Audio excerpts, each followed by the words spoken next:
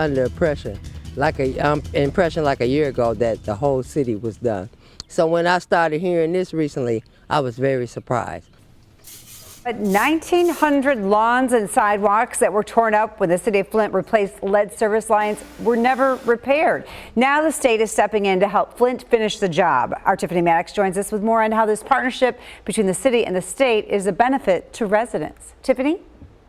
Yeah, Angie, some residents' yards were dug up for new lead lines and not completed, or the work was done, but the work left the yards destroyed. The city was even held in contempt for not completing these projects as part of the settlement agreement with the concerned pastors.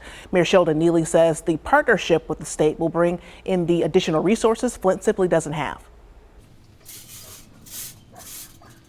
4 years ago, part of Joyce Mullins and her family's yard was dug up to replace lead service pipes. It took them about a week or two, but then it took a long time for them to come back and prepare the yard. She says the front of her yard was damaged from the work longer than she expected.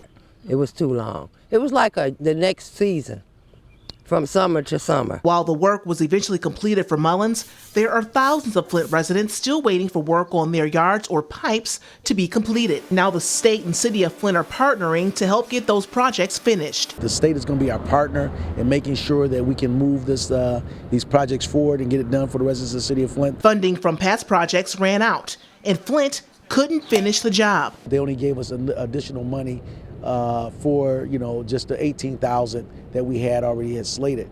No additional money after that. So we were left short with some dollars. Then the state says we're going to lift our partnership to be able to come in and support you financially and also with some action. Action that Mullins says is surprising, but happy to see being done. So I was under impression like a year ago that the whole city was done. The partnership giving the city a break on the remaining $4 million to complete the project. Over 1,900 homes are part of the city and state's restoration efforts. Mayor Neely saying it's all a process, but the new partnership is only a benefit to the city. And now we don't have to worry about taxpayers footing the bill for this particular project. And Mayor Neely says these projects are set to start as soon as possible, and to do so, the city will transfer its engineering and construction contracts to the state so that the state can begin to pay for and complete the projects. For ABC 12 News, I'm Tiffany Maddox.